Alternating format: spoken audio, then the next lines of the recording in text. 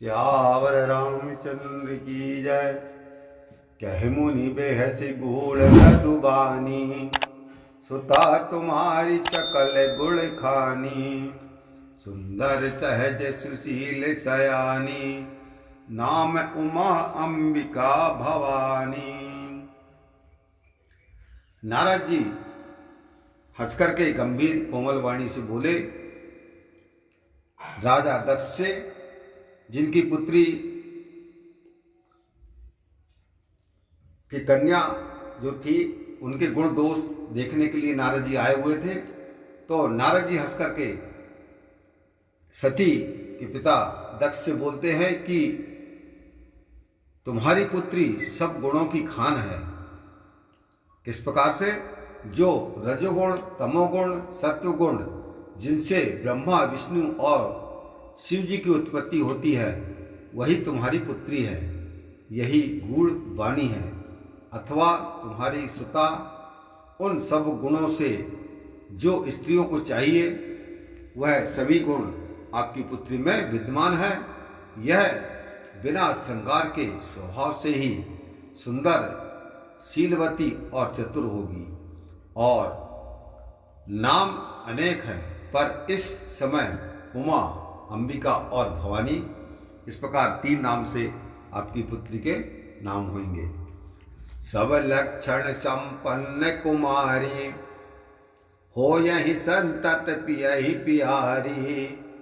सदा अचल यही कर अहि बाता, यही ते यस पई है पितु माता।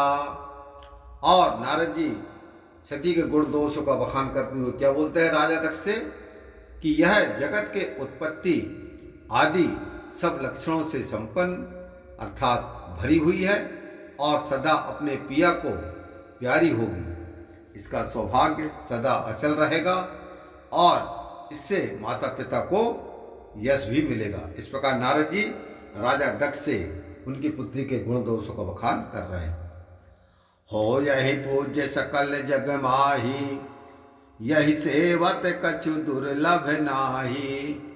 यही कर नाम सुमरि संसारा, तिय चढ़ यही पतिव्रत असिधारा।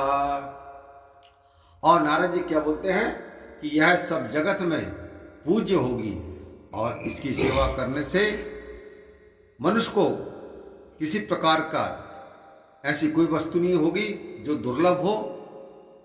इसका नाम संसार में सुमरण करके स्त्रियां पतिव्रत रूपी तलवार की धार पर चढ़ेगी। इस प्रकार नारद जी माता सती के गुणों का बखान कर रहे हैं।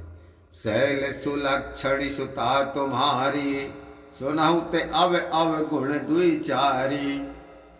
अगुण अमान मातु पितु हीना, उदासीन सब संशय छीना। अभी तक नारद जी उमा के गुणों का बखान कर रहे थे। अब इस चौपाई से क्या बोल रहे हैं नारद जी कि हे राजा दक्ष, जो आपकी पुत्री है ना, उसमें 2-4 अवगुण भी है, तो उनको भी सुन लो कि गुणों से रहित, अमान, माता पिता से रहित, उदासीन और सब संदेहों से क्षीण, इस प्रकार के उनके पति होंगे। योगी जटिल अकाम मन, नगन अमंगल भेख। अस स्वामी यही ते मिलहि, परिहस्त असिरेख। लखन सिया रामचंद्र की जय। नारद जी क्या बोल रहे हैं कि हे राजा दक्ष, आपकी बेटी के जो पति होंगे वह योगी, जटा वाला, कामना रहित, नंगा, अमंगल वेश ऐसा स्वामी इसको मिलेगा, क्योंकि हाथ में ऐसी रेखा पड़ी है। अपने रूप को निरंतर योग में जो मिलावे वही योगी, अनादि काल से जिसकी जटा बड़ी है और जिसका कामना रहित मन है और नगन अर्थात नहीं है। समूहता जिनके निकट अर्थात अकेले रहने वाले अमंगल अर्थात अतिशय है मंगल वेश जिसका आकार का अतिशय अर्थ किष्किंधा में लिखा है। यथा चौपाई क्या है किष्किंधा की कि बूंद आघात सही गिरी कैसे, खल के वचन संत सह जैसे।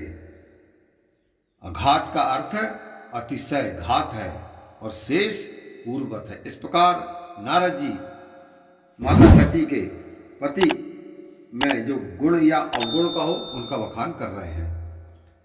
सियावर रामचंद्र की जय।